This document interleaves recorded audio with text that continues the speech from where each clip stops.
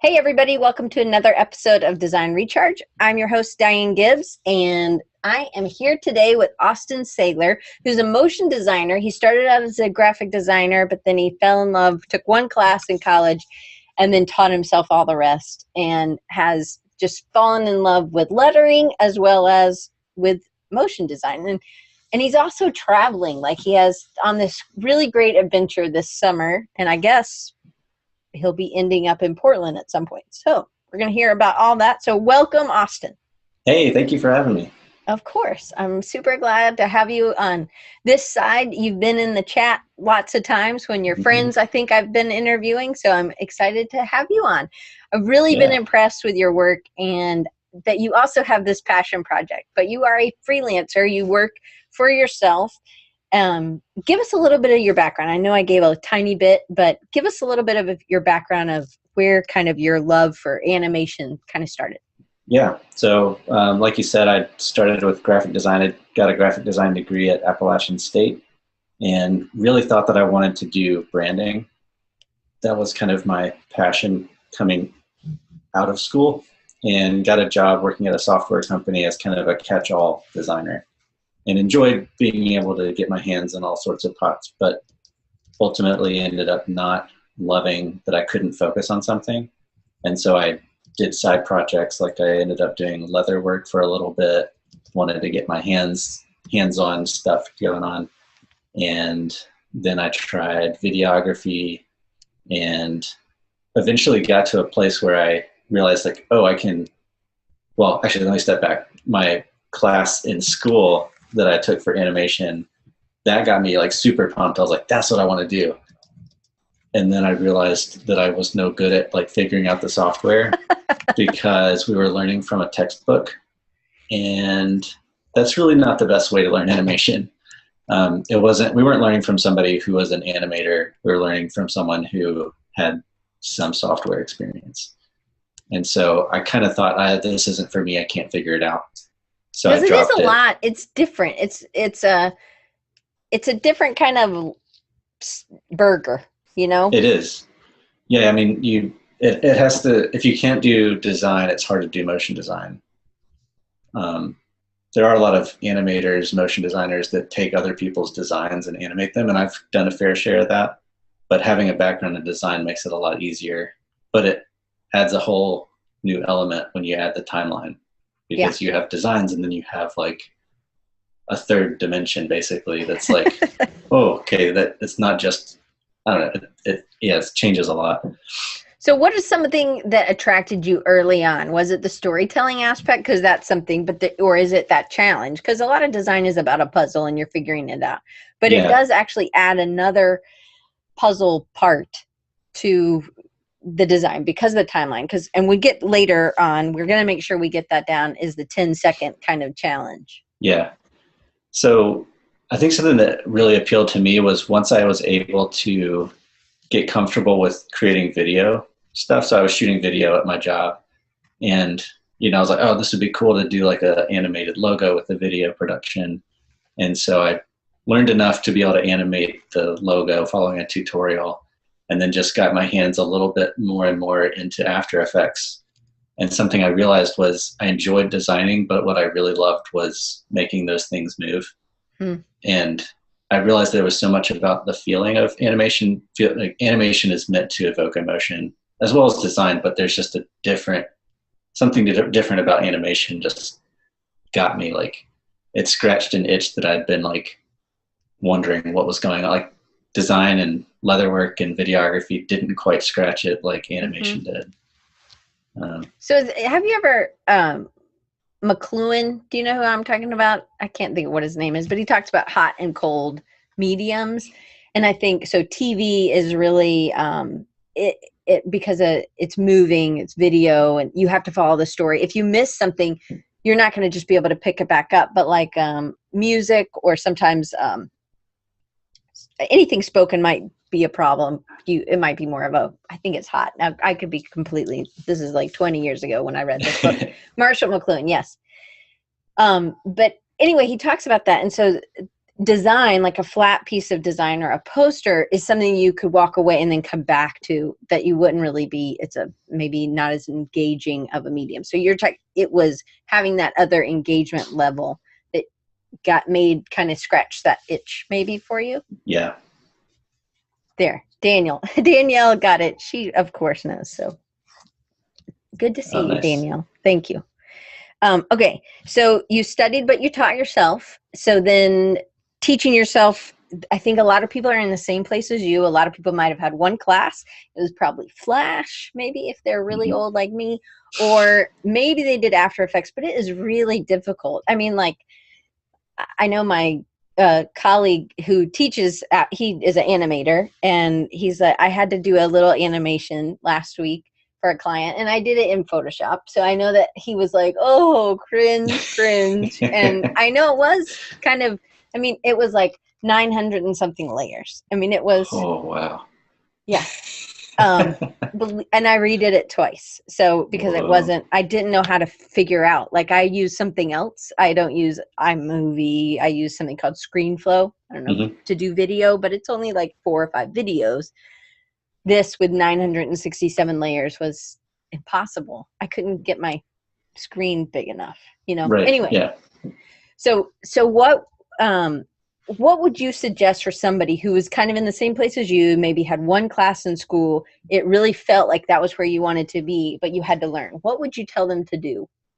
Yeah, so I think the path that I took was fine, and I think it could be refined. I wish that I had somebody to like talk to. I didn't know anybody in the animation world at the time. And so it was just kind of me as a graphic designer wanting to make some things move. So I was watching tutorials on YouTube, and I think that is a great place to start, because there's so many free resources. But if you, and this is, well, I'll just tell my path. I watched those tutorials and got enough of an understanding of some things in After Effects and wanted to kind of dig deeper. And so I ended up taking Mograph Mentor. They've got 3 classes, like class 1, 2, and 3. And if you take all 3, it spans for about a year. But they were all like after work kind of things. And did work pay for them? Work paid for the first 2 classes. So what is it called again? I'm going to put it in the stuff we talked about. It's called Mograph Mentor. Mograph? Mograph, like, yeah, M-O-Graph, like motion graphics. Oh, yeah, okay. Yeah. G-R-A-P-H or G-R-A-F? P-H. Okay. Mograph what? Mentor. Sorry, I'm so sorry. Go ahead. Okay, Mograph Mentor. Mograph Mentor, yeah. And that was something that I wasn't sure what to expect exactly, but the rationale that I gave for work paying for it was, I was literally, the same day that I heard about it, I was about to buy a ticket to a conference, the After Effects World, to learn some video production and After Effects stuff. And it was going to cost less money to take it was like an 8-week course where I have like basically one-on-one time with a mentor for like 2 hours a week. I was like, there's no way that that's going to be less valuable than going to a 3-day conference. So I pitched it, and they were like, oh, duh, let's do that. Yeah, let's do that instead. And so they paid for it, and then they were like, man, they liked what I got out of it, and paid for the second course. I ended up paying for the third course because it was a lot more revolved around getting a job. It was like building your portfolio, so it was not about to ask them to pay for that. But was this a company that really, the company that you worked for, was this, they did a lot of video, or you were kind of their new guy that was doing something new for them? We hadn't really done video before. Any video we did before was like contracted out to somebody else, and it was very little. So I was on the marketing team, and we just wanted to be able to produce animations that explained complex products, as well as doing video. I would like travel to shoot video, customer testimonial type things. And so you had to learn lighting and everything. Did you take any like photography, lighting, or anything like that? I took photography in college, but nothing video related. I thought video was like, oh, I know photography, I'll just get a camera that shoots video. And then my brother-in-law, who's a videographer, was like, it's not that easy. There's this whole thing about time, and you can't have you can't pan with a photography tripod, like that doesn't work. So I ended up spending $10,000 getting a new camera, 4 lenses. Of your money or of their money? Okay. Work paid for it. They kept calling it the $10,000 camera, but it was like backdrop, light, tripod, slider, lenses, camera. But yeah, I got into a lot of stuff that I didn't know before. So then this was over what kind of time period? I took probably about a year to learn the video production stuff. At the same time, I was doing email marketing and brochure design. So it wasn't dedicated video time, but anytime there was downtime and things weren't crazy, I was like focusing on pushing video projects. I gotcha. And I also think learning something and then doing it is a huge help, right? Yeah. Instead of just like made up projects. So yeah. So then you fell in love with lettering. Like around what time was this? Like what year? So everything Not is like 5 o'clock. Everything kind of meshes together. So like I wish that it was kind of, well, it's easier to talk about if it's like cut and dry, but before I even got into video production, I got into lettering animation or hand lettering stuff. You were doing it. I was doing some for work as like a design style. I love like. What were you doing for this company? I was doing everything. Well, for a while I was the only designer. And so, nobody else knew better in terms of like what style I should be using. So I would pitch different projects on whatever style I felt was fun. But that shows a lot about you and your character, that instead of taking the easy road, you were always learning, and you really must love learning, and that you were challenging yourself. So it's one of the things I love about you. So Carlos says, did you do the taxes too? He probably did not. So you would choose these projects, and then you did some lettering. And so then, like, do you know about what year this was? Probably 2010, I want to say. Okay. So about 7 years ago? Yeah, I started getting into lettering, and I was following people like John Cantino and Jessica Hish and Dana Tanamaki. Gosh, I don't know if I've ever said her name out loud before.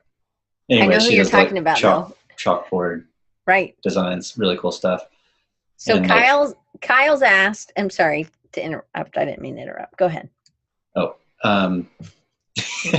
yeah, so I got into the hand lettering stuff, and I think that I could have been a decent hand letterer, and I think I'm a half decent hand lettering person, but I don't practice it enough. And that was my problem, was I would have wait till I had a good idea and then maybe execute on 2 or 3 every couple of months. Oh, and yeah. I wasn't becoming proficient. And I think proficiency is a lot more a driver of the talent that you develop rather than trying really hard on one project for a while. Yeah, I think it's consistency over time, right? And putting in the time.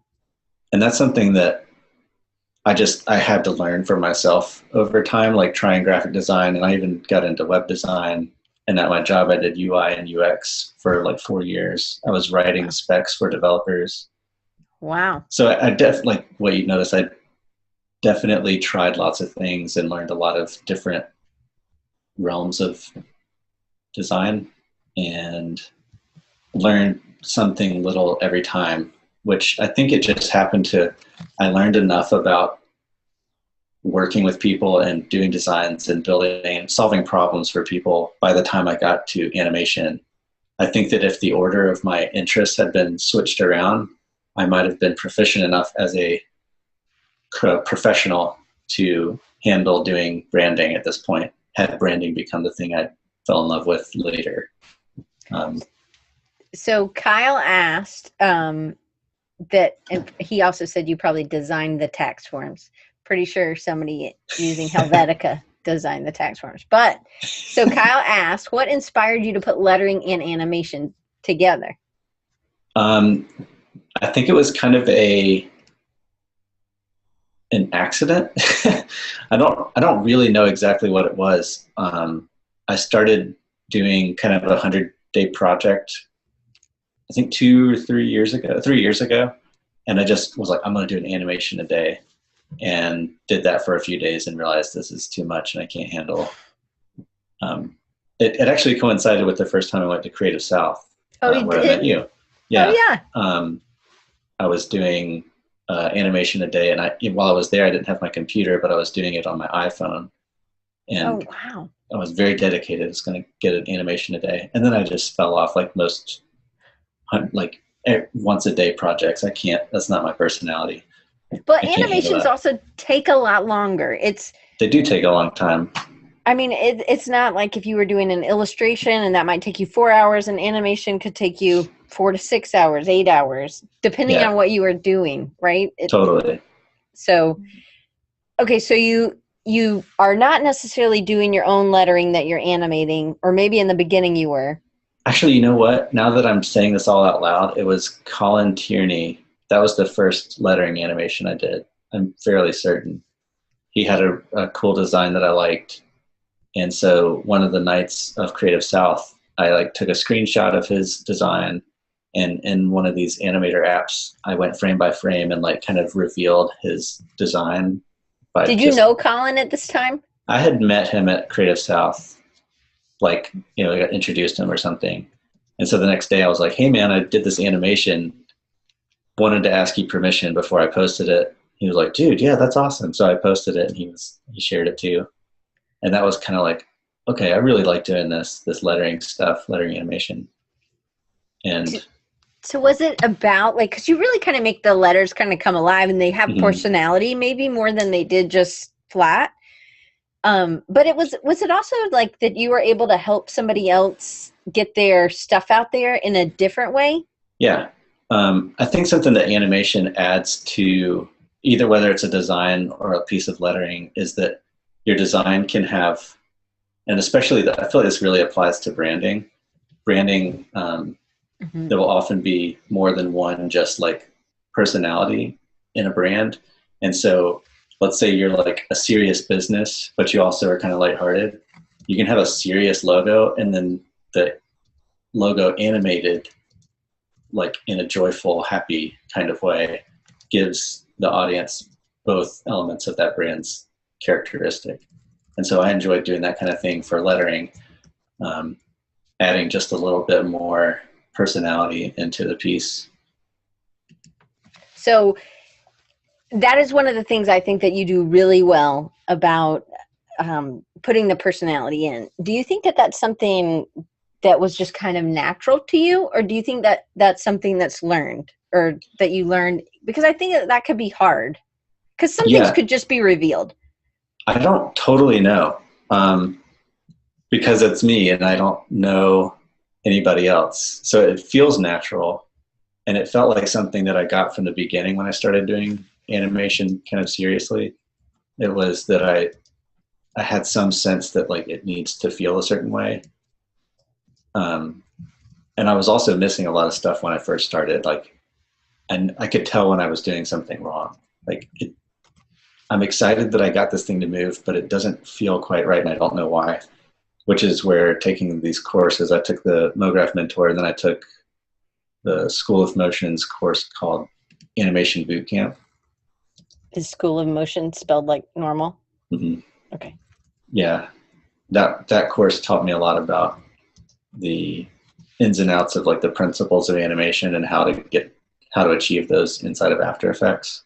So it was like, basically the selling point for that course was, you've been animating for a little bit, but it doesn't look quite right. There's something missing. I'm here to help you make their animations look and feel right.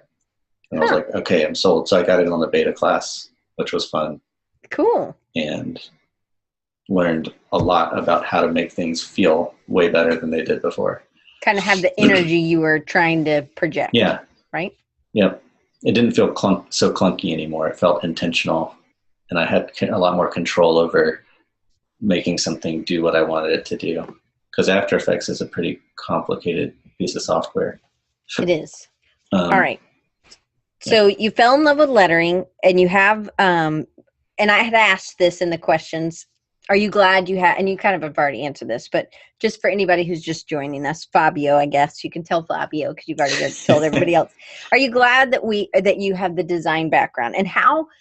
So if somebody was coming in as just a motion designer or an animator, how does the design background make it better for you?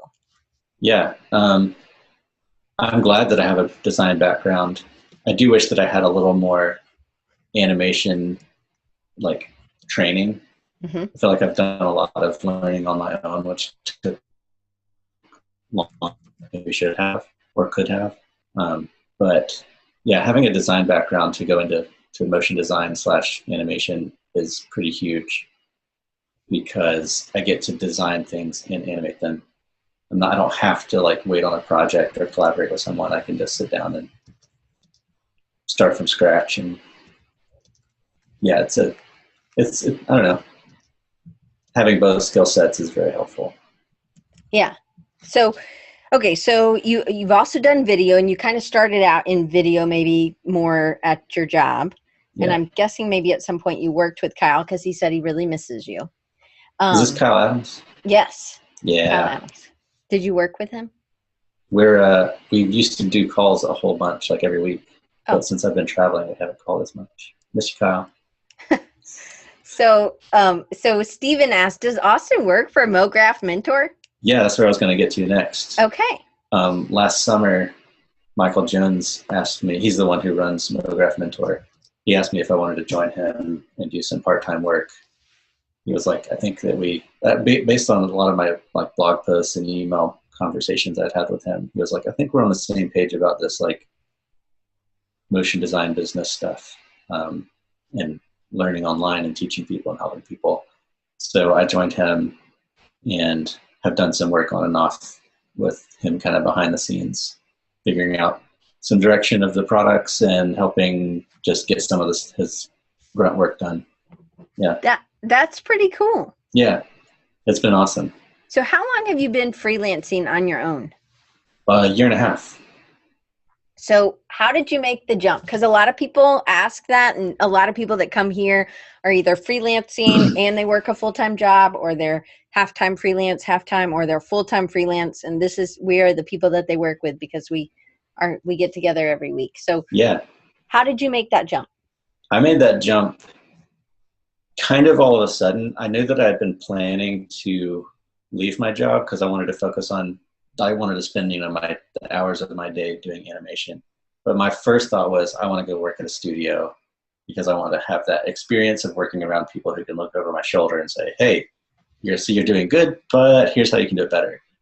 And in the middle of working on my portfolio so that I could start applying to these studio jobs, stuff at work was happening that I wasn't super pumped about. And so I kind of left pretty suddenly after discussing it with my wife and saying, okay, we had 6 months of savings.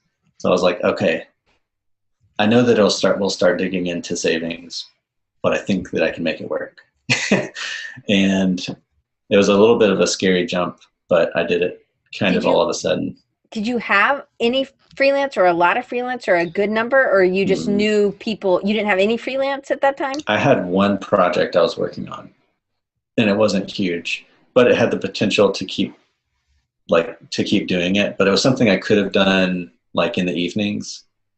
So it was nothing to like quit your job over. Right.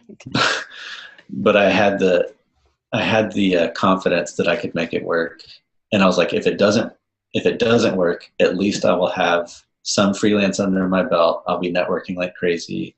And if after a few months this thing flops, I'll just work really hard at trying to get a job at a studio. And it just ended up working out pretty well. So now that you are totally freelance, you clearly made it work. I mean, I think it takes some hustle for sure. But one of the things that maybe you miss is having somebody kind of over your shoulder, or sometimes just somebody to work with. You actually are in that Slack group. I think I've interviewed almost everybody in that Slack group. Not maybe everybody yet, but in that Slack group where it's Scotty Russell and Terrence and Colin and you and Eric. So does that group become more of the people that is your office crew? Do you know what I mean? Yeah. Or yeah, they're the people I kind of hang out with throughout the day, you know? yeah. And they're the people that I collaborate the most with when it comes to the lettering animation that I do. And yeah, they're always the first people that I reach out to, like, hey guys, I'm interested in animating. Well, I started the 36 days of lettering animation, which is a terrible name because it's taken me like 7 months. No, maybe like 9. And I'm on R now. Really, it's just the alphabet and 0 through 9. That's what I'm working on. So Fabio, and I wore this last week, he says that Inye should be also included. So I'm just going to do that plug for the Inye. So do 37 and go back. And what's Inye? You know, it's it has like the tilde over the N. Oh, okay. I know we don't use it in our language, but other people, I mean, you know, like that would be kind of cool to, I just really, and so anyway, just my little plug for that because I love that shirt. Okay, so with the videos, me and you, one of the first videos that I saw you did, you had gone to Wistia. So, and I think me and you have talked about this, where I think a lot of people don't know what Wistia is. And I love Wistia. Yeah. Absolutely love them. I use them with clients. I also use them for any videos that I create that aren't Zoom related. Yeah. So tell people what Wistia is. And you went to a conference and you did this kind of video, and I will make sure I share this in the stuff we talked about under the show links. Tell us about what you did. Yeah, Wistia is a video hosting company that works with businesses. It's kind of like YouTube or Vimeo, except it's very oriented towards helping businesses put video out there so that they can attract leads and, you know, that kind of stuff. And they're also, one thing that I love about Wistia that I'm sure Diane has witnessed is they love putting out helpful advice. They humanize their brand with the company, the people in their company. And so I ended up reaching out to them and becoming friends with some of the people that work there. And I've gone to 2 of their conferences, and not this past year, I wasn't able to go. I was traveling around a bunch, but the year before that, I went and shot a lot of video and I created some animations beforehand so that attendees of the conference could download those animations and kind of place it on top of their video footage, because I know a lot of people there, it's a video conference, so people had their cameras, and it was pretty cool to see people using those animations. And I put together my own vlog style video of the conference, and it was part of my way of saying, like, I'm an animator, hello. I'm a big fan of showing your value rather than just telling people that, like, asking for business or saying, hey, I'm free for work. Right. Well, you gave them something that they could use that made them look even better, and you gave it to them for free. Yeah. So you had automatic trust built in, right? And Wistia is great. They do a lot of, if your client's wanting something that can track and you need the analytics of who's watching and how long are they watching and are they repeating certain areas, that happens on Wistia, and it's absolutely great. How many of y'all have heard of Wistia? And no one. I'm just kidding. It's a minute. Okay, Jason Prostholm has. Okay, so do you still enjoy making videos like that, or are you kind of like, nah, I'm done with video? Man, I wish that I had more time and energy to do it. I love shooting it, and I like coming up with ideas for it, but the editing process takes me a while. And then I always second guess, is this the best use of my time? But I'm really into documenting what I'm up to. Whether, like, when I was traveling, there were a lot more travel videos, and I'm stuck on, like, the second month of my 3-month travel. I still have like 5 videos to make.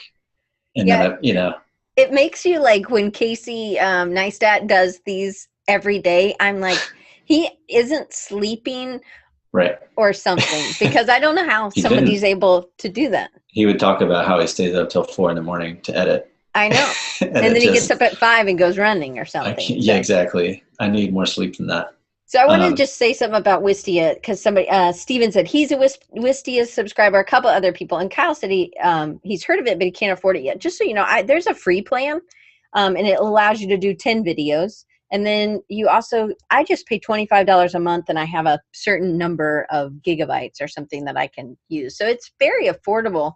Yeah, so and I know I'm not paid by Wistia or Austin. We're just no. users that like it.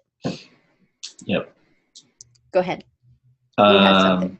Oh, I was just going to say, I think they may have or may be changing some of their pricing plan. I don't know in which direction. Okay. Yeah. That was that was the old business plan. I'm not sure what it is now, but I was grandfathered in. Me too.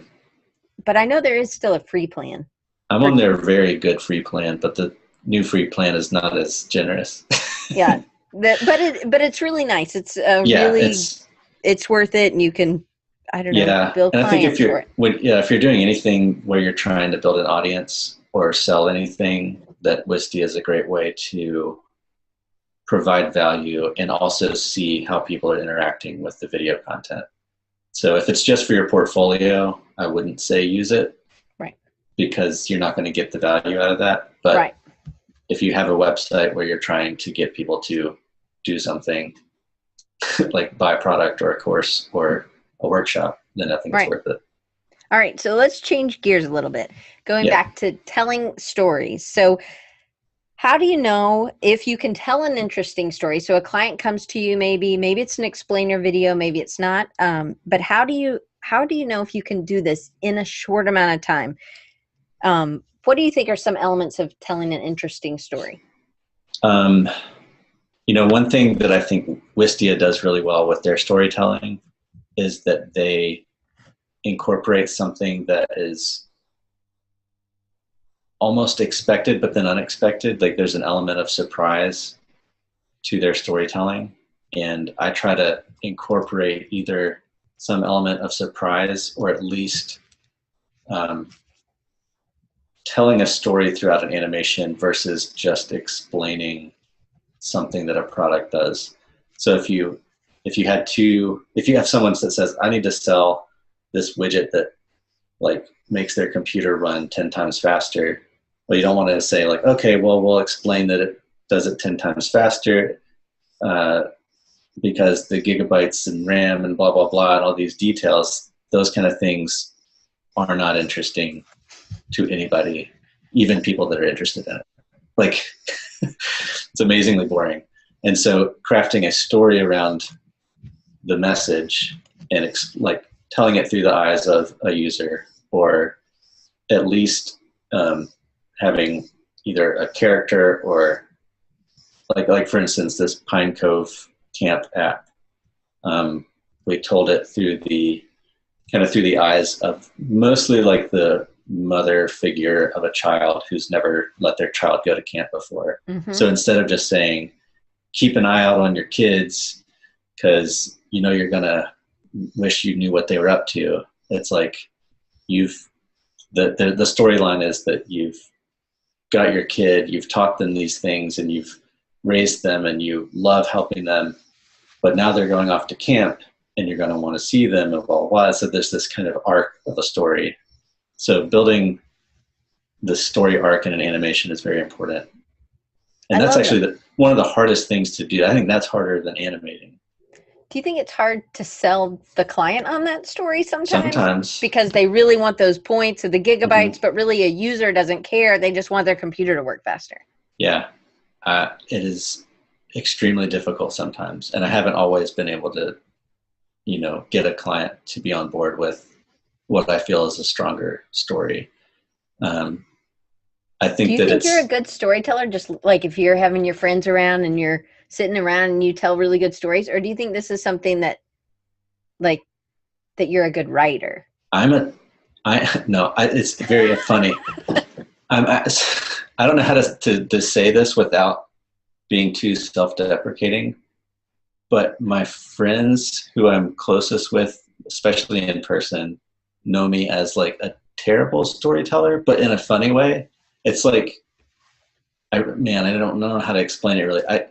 I tell stories and I kind of intentionally take them on this very long journey that then ends up getting a rabbit trail, and then eventually like really late comes back into it. So like I don't know, it's kind of funny, but I thoroughly enjoy telling stories.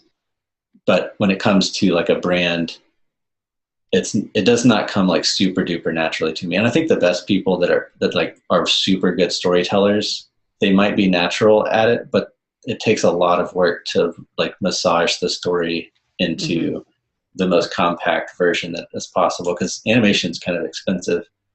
And when you're pushing the like 2-minute mark of an animation video, it can get, clients think they need to tell their story and we need to get our money's worth and do like 4 minutes. Well, to get your money's worth, you need to have a better story and keep people's attention. And it's easier to keep someone's attention for 1 to 2 minutes than it is 4 to 5 minutes. So Kyle asked an awesome question. Yeah. What are some good resources you recommend for learning storytelling? And silence. No, I don't know too many resources. I know that I've like in the past done a lot of research, and I've been to a few conferences where there are excellent storytellers who I learned from, but I've never taken like a course on it or. So maybe just through watching or seeing how other people have done it? Hold on. There is one book that I read. It's called The Invisible Ink. Or just Invisible Ink. And the guy is kind of a genius storyteller. Yeah. Kyle just put that in there.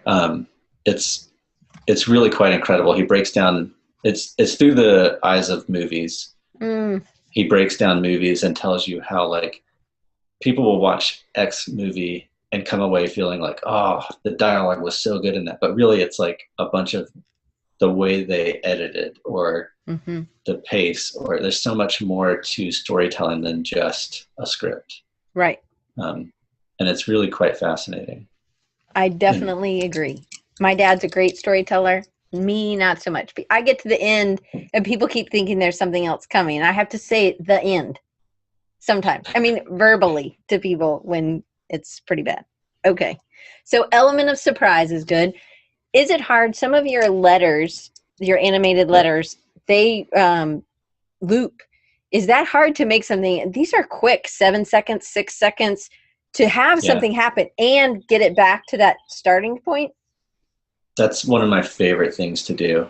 And kind of because it's quite a challenge, it's kind of easy and it's kind of hard sometimes. And I know when I'm taking the easy route. But sometimes, I don't know, it's actually, that's something that's been on my list of things to write a blog post about, like how to create a looping animation. More than just it animates out and then you reverse it, because that's kind of the cheap way to do it. And I've certainly done that in a pinch because it can look okay, but yeah, that's kind of difficult, but it's a challenge that I like tackling. Cool. All right. So how about animating something in 10 seconds or less?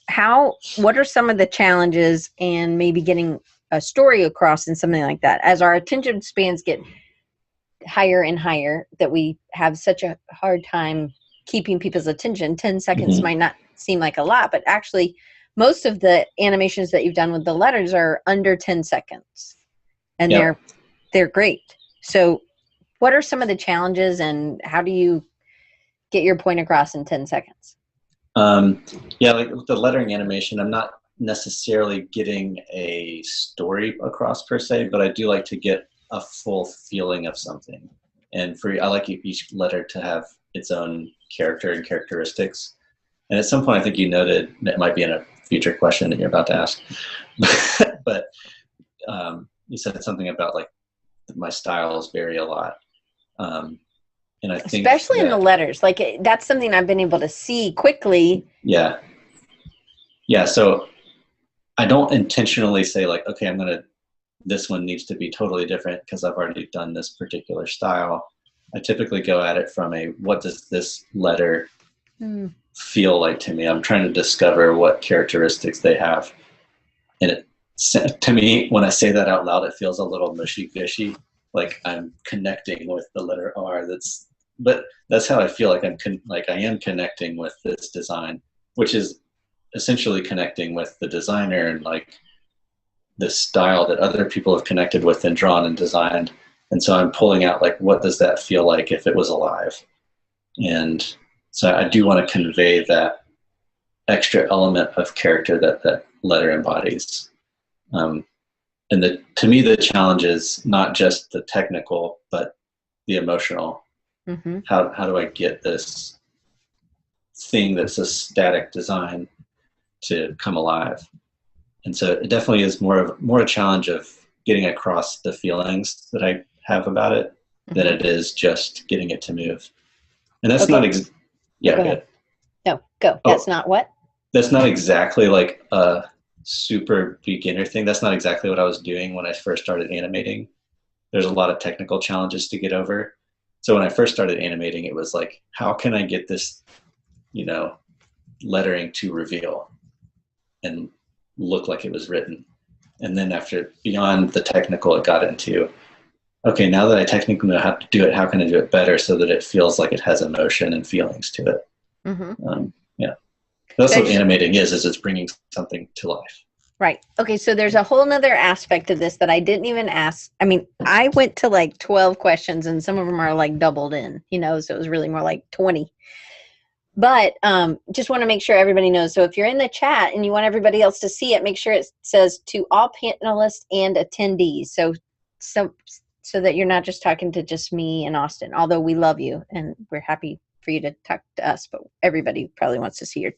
But here's the question, Austin, is what about music or the sound? Because seems like a whole nother aspect that sets tone, right? And rhythm even. Mm-hmm.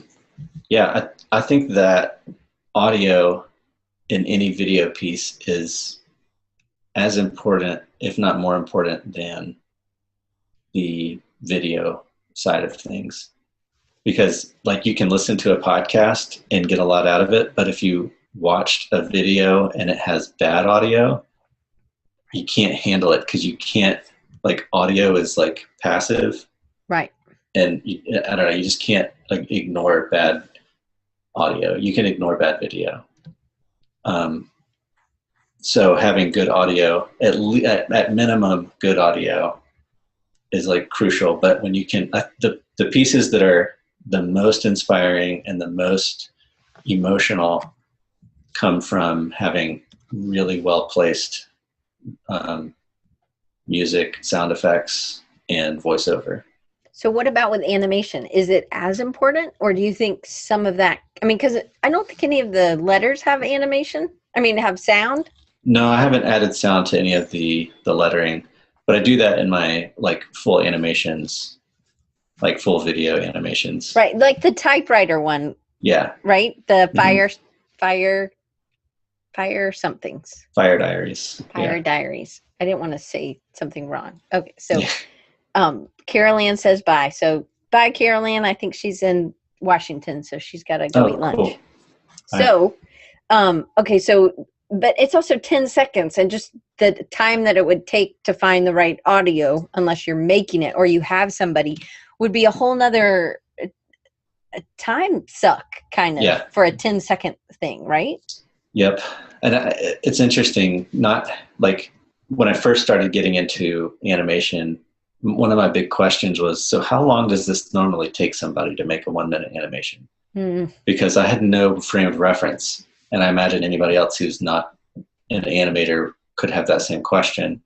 And somebody gave me, like for let's say a minute animation that has, a soundtrack, voiceover, and sound effects, it could take an hour per second. Not literally every second you spend an hour on, but overall for the entire project, if it's a minute, it could take 60 hours to create the whole thing. Wow. Sometimes it could take less, and depending on the animation style, it could do double that. But that was an eye-opener to me. It was like, okay, I'm not being super slow. Like this is very time-consuming. Right. I bet that was refreshing to read that. Yeah. Yeah. Especially because you didn't have a community for animation. Right. Yeah. And since then, I've found people on Twitter, and I'm in like a group of animators, and I get to talk about it a lot more. But that took me, a couple of years to start building a network of people that I, got to talk to every day if I need to. Yeah. All right. So I'm going to ask you some questions about your lettering animation. And so you have this love for animation that we kind of talked about early on, and stuff about some of these challenges of fitting things in 10 seconds or short amounts of time, and giving personality. Are these all things that you go over in that lettering animation? Yeah. So I've got like the lettering animation guide, and in there I talk about some of the basic ways to animate things, as well as like, what is it? There's, I wrote down some notes because I knew. So in there I talk about how to do like a write-on effect, which just shows how to make it look like it's being written on, different ways to reveal something from behind nothing, or like kind of looks like it pops out of the thin air, different techniques for scaling things on and fading things in and sliding things in from off the screen. But then I also talk about how it's helpful to give each thing you do to animate its own characteristic, almost like, what material is it? Is it made out of Jello? Is it made out of wood? Is it heavy? Is it light? Those kind of things really help inform how they should move around on the screen. That's a cool idea. Yeah. I think you should have used a zero turn mower for a Bob's L, because that's my absolute favorite. Clearly you don't have one of those. You definitely would. It's like a go-kart, Austin. That sounds like fun. It is the most, and it goes fast. Turn like. So if you, I make, like, if I was at my parents' house and I was doing this, my dad would get so upset because I ruined the grass. But we don't care because we have 4 acres and it doesn't really matter. Whoa. But yeah, you totally can like turn on a dime. That's awesome. Cool. But we don't need to talk about lawnmowers. But I did love that one, I guess, because it's summer and it was an L and it was Bob, so we're good. So tell us more about this side project. This lettering animation guide is something, and I put the URL, and I'm going to go ahead and say it out loud so that people on the podcast can, because they're not seeing this. Right. So it's letteringanimation.com. And so if they go there and they give you their email address, you will send them this guide. Yep. And tells them some of the things that you were just talking about, right? So, why did you start this? Yeah. Or share all this for free? There are several reasons. One, I wanted to learn more about it, and I've recognized in my life the more people that I teach about something, the more I learn about it. Teaching is the best way to learn. And something I learned from Sean McCabe over at Sean West was, you can teach as long as you know more than one other person. And that gave me like the internal emotional confidence to say, okay, I don't know everything, but I can start writing blog posts about what I'm learning along the way. And I started blogging about animation in general for a while, I guess like 2.5 years ago. And then when I discovered that I loved doing the lettering stuff, I was like, okay, I want to develop my own skills and dive into this even more. I think there's a lot more to explore than's been done already. So I also love helping. That's one of the things I do. I love helping people in whatever capacity it is. If I'm in a conversation about money, I love chatting about personal finance. If it's about like professional development, I love that, or animation or hand lettering. So creating a guide was an easy way for me to take the things I was teaching people on an individual level and just put it out there as okay, when you have a question, I know like this is an easy way to start off by going through this guide. Well, and doing it as a blog allows it to be searchable, right? Yeah. And so that's something that's really helpful to a lot of people. And also you have a design kind of background so that you can connect to the designers who are maybe in the same spot as you, or this is something that they would like to learn, but they hadn't been taught anything. So this is just kind of, and maybe they're also into lettering, or they want brand, to do something with a brand, because all those things really work with that as well. Yeah. So what about you? We kind of talked about this a little bit about explaining creating engaging explainer videos. So maybe that's sort of like the your computer will be 10 times faster or Yeah. something. Um, how do you tackle something like as a creative process? Maybe the client doesn't buy in, but how do you kind of tackle that creative, like, okay, goodness, how can I make my computer 10 times faster? Do you just come up with a whole bunch of ideas and then see what you could kind of create a story for? Or what's Yeah, the creation process like? my process for that is typically starting with a script and going through several iterations of a script. What could this look like? And then once there's a script that makes sense, then I take that. And this is one of the biggest pieces or the best pieces of advice that I got in terms of storyboarding, which is like the backbones of any animation.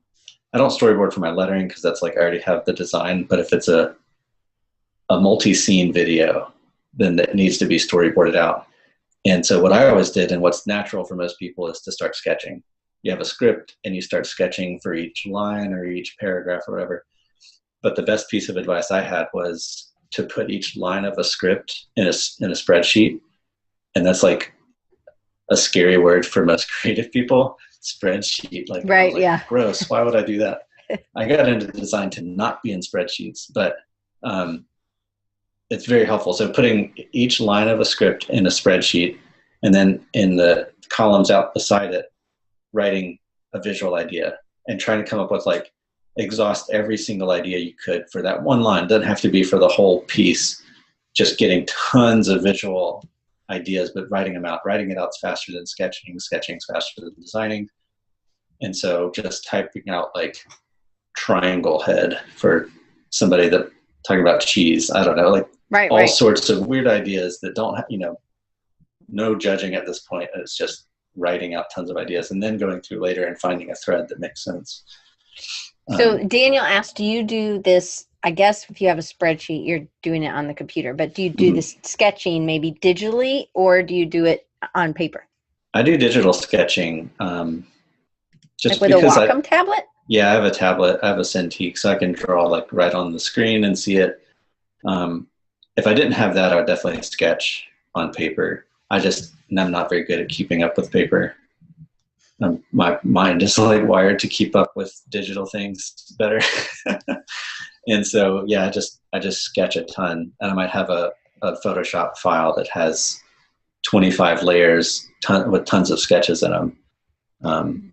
And why I kind of ask about that, creating that story or how your creative process works, because you have this lettering animation guide, and Brian asked, is Austin going to offer some paid courses eventually? And I said I would ask, and Kyle said I sure hope he does, and I said me too.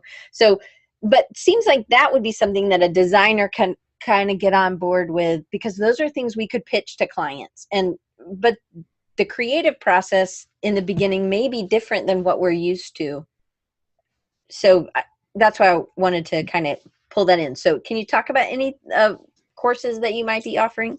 Yeah, I am going to be offering a lettering animation course soon, question mark. Okay. So I spent 3 months in London in this spring, and I thought like, oh, I'm going to have so much time because I'm going to be away from all my obligations back at home, / I'm going to travel every weekend and not get much done at all. And so I'm really at the place where I'm still thinking about how to start that.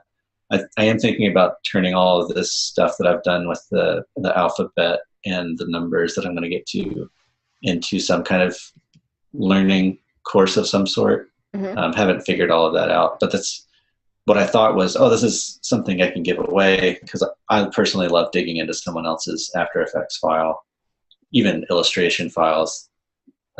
You don't get to do that very often, so I thought that's something else that I give away for free on the letteringanimation.com. You get access to all of the After Effects files. So it's a great way to get in and actually see the layers. And even though I'm not teaching through that actual file, it's a way to get familiar with how things can be moved around on screen. Right. Absolutely. But I'm just basically going to add like teaching elements to that, all of that content, and turn it into a course. So That's Anna my says, idea. win-win. So, and Laura said she'd be in.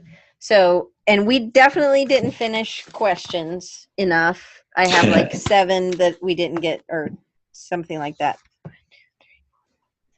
8 that we didn't get answered. So maybe when you launch your course, I can have you back on and we can answer the rest of these questions with some stuff just specific about and Brian says he's always wanted to learn After Effects also. And I think a lot of us do. I see how I could use it with clients, but it seems very scary and I don't have a ton of time. So I think that that's something else that, breaking it down, hey, give me an hour and a half on Saturday and you can get this part done, I think. And that's really where I want to gear it towards, is getting someone from not knowing anything about After Effects to being able to take your design and get it on screen in an interesting animated way.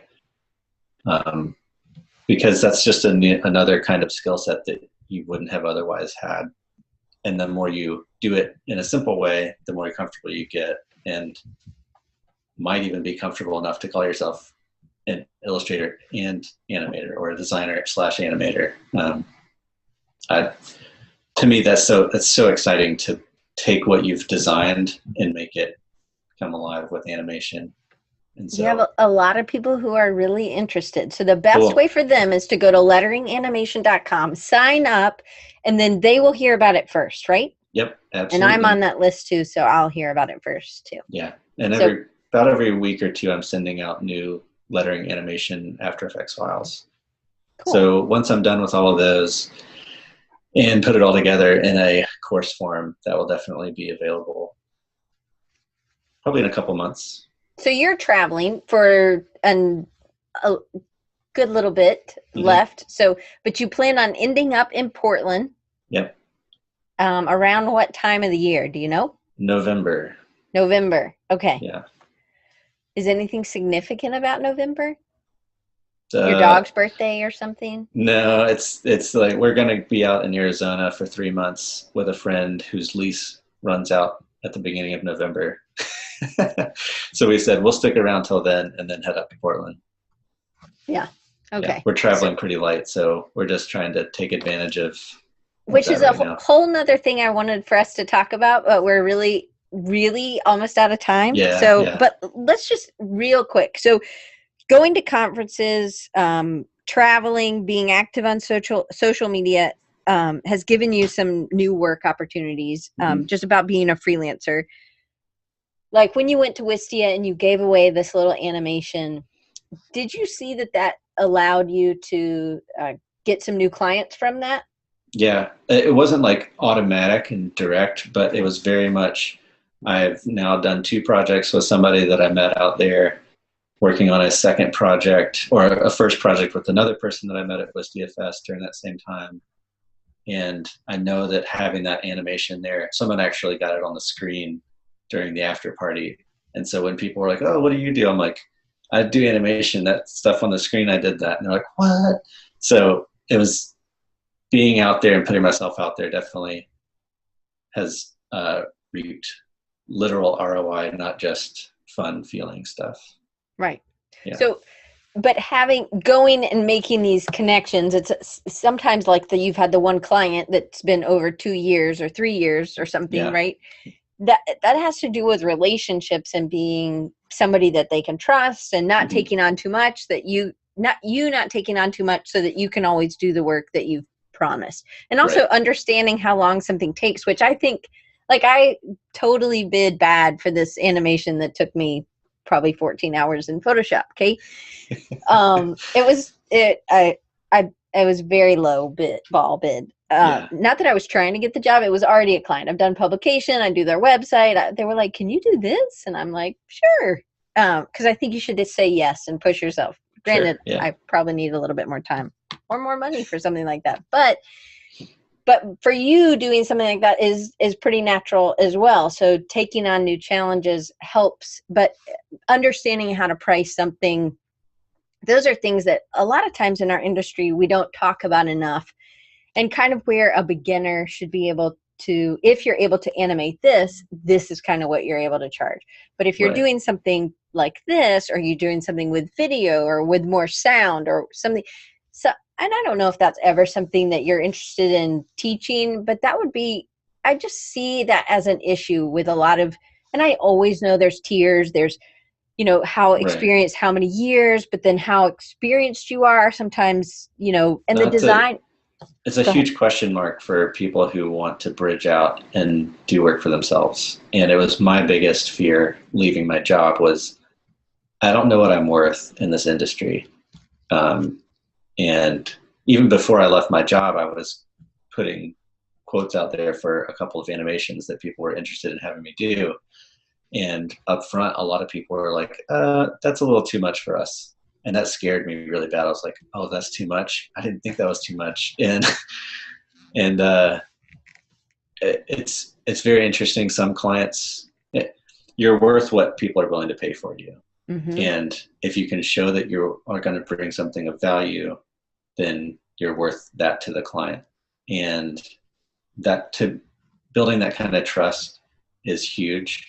People don't realize it, but they're not paying you to sit in a chair for 8 hours and, you know, charge a day rate. They're there, like they're paying you because you're taking care of something that they don't want to do or don't know how to do.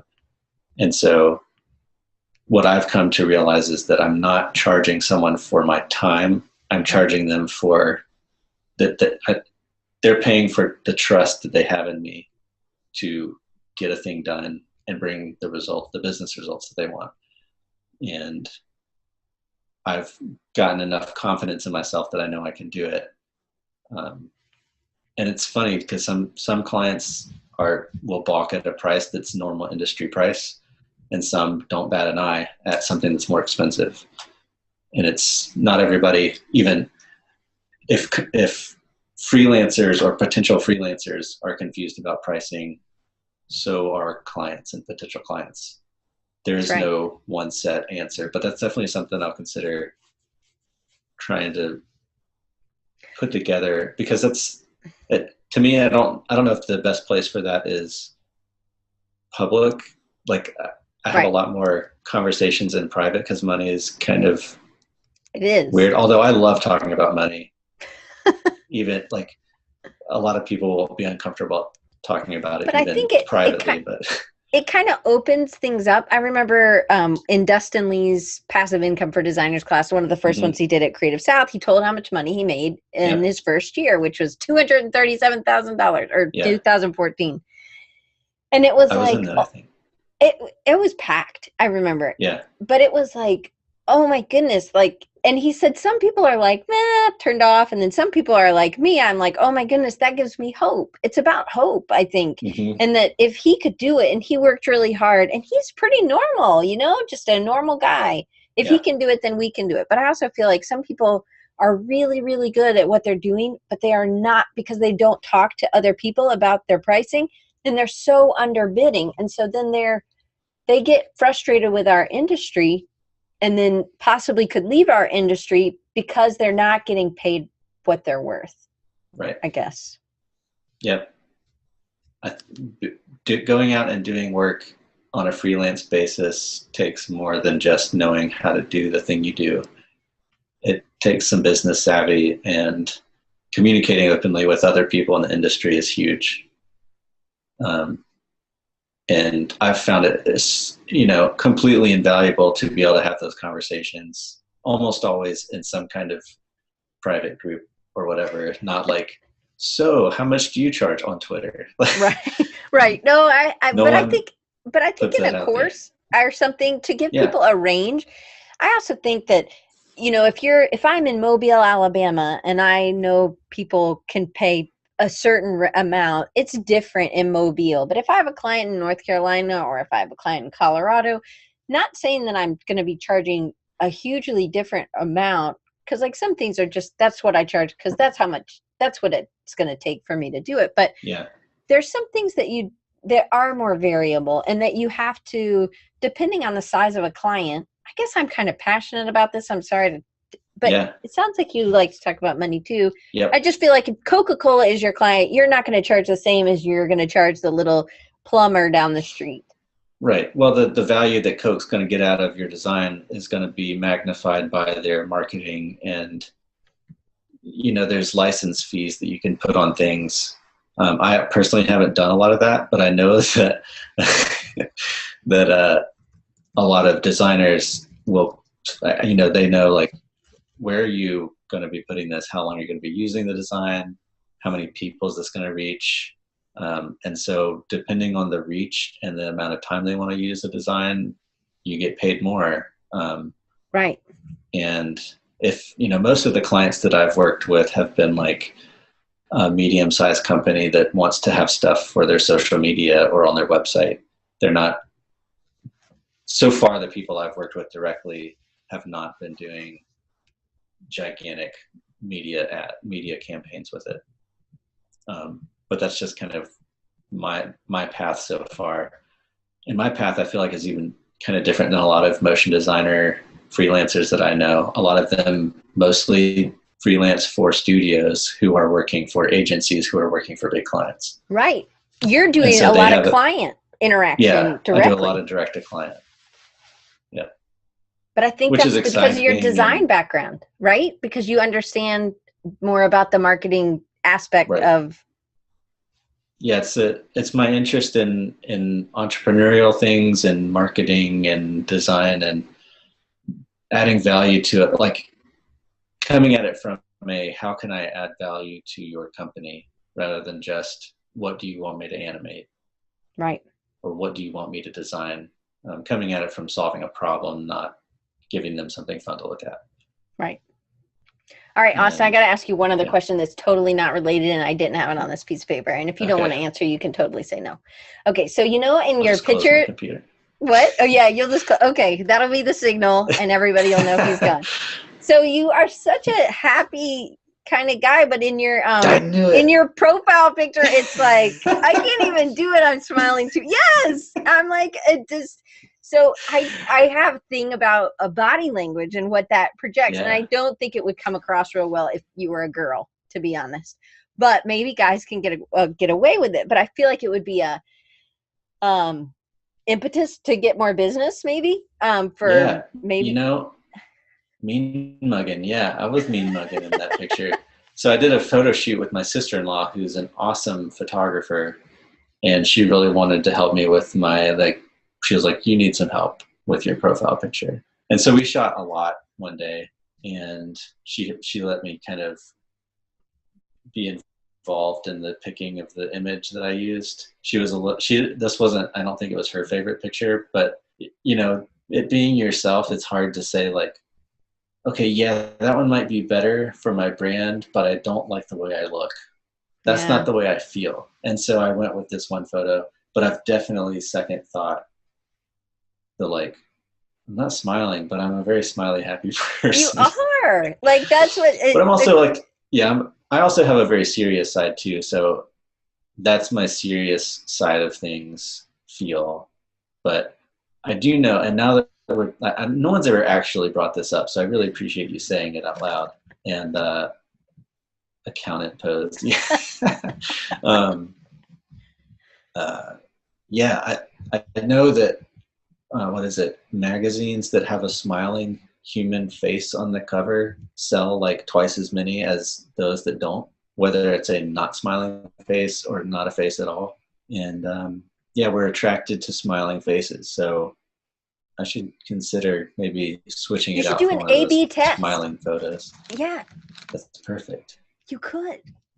Anyway, just something for you to think about. On a total other side thing, but we'll have to talk more. Somebody had asked, or I think it was Glenn maybe, about the Slack channel that you guys are a part of. I'm pretty sure it's like a private group, but but there are Slack groups that people can join.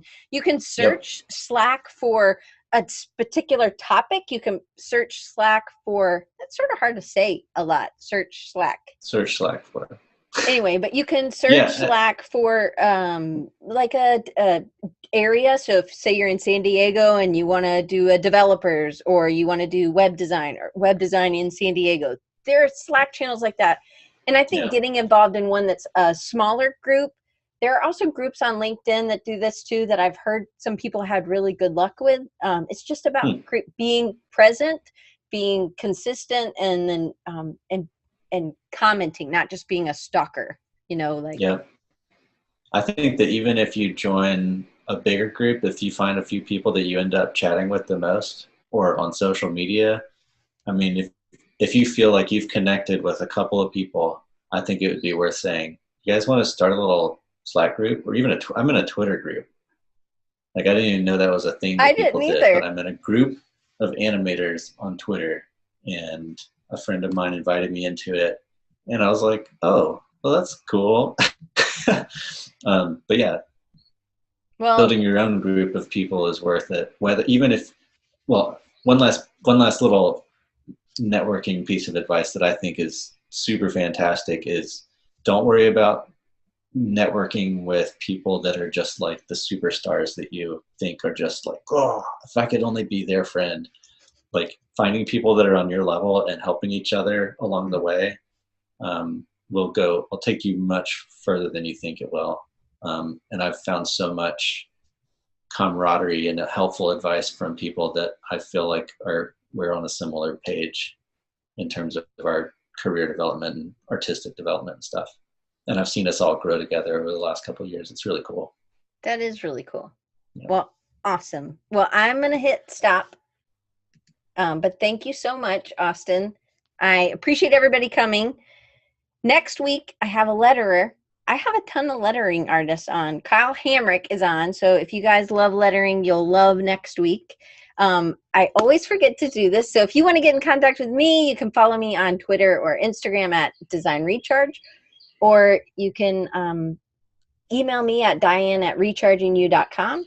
And if you are interested in getting put with somebody, or you want to get your stuff out there and do more remote work, I am placing people. I have this new thing called Recruiting Creatives. It's on Recharging You. It's under, but I have a link somewhere. Anyway, I will share it in the show notes. But if you go to rechargingyou.com and you just search Recruiting Creatives, there's either people you need, like Austin might need help with something, doing some processing or doing some legwork or grunt work maybe. And then that's one side, the entrepreneurs. And it's really set up for kind of small entrepreneurs that are kind of catered to somebody who is more at different levels. But a lot of the people that I've been placing are kind of fresher out of school. So they're looking for some stuff, either if it's part-time or full-time. Most of them are part-time or freelance kind of basis. So, thank you, Brian, for plopping that up. It's rechargingyou.com/recruiting-creatives.com, or dash for all you people who don't know what a hyphen is. But anyway, but so get with me if you want to do that. Check out next week, Ryan Hamrick, same time, same place, same link. Luckily, it worked. I was super worried that it wouldn't work, but it worked. So, Austin, thank you so much. You've been so great. I have to get you back on to answer the rest of these questions and hear about your trip, and we can talk a little bit more about money and how you downsize, because I think that'll be really, but it'll be at the end of the trip, so then that'll be even better. Yep, that'll be great. Awesome. All right, see you guys next week.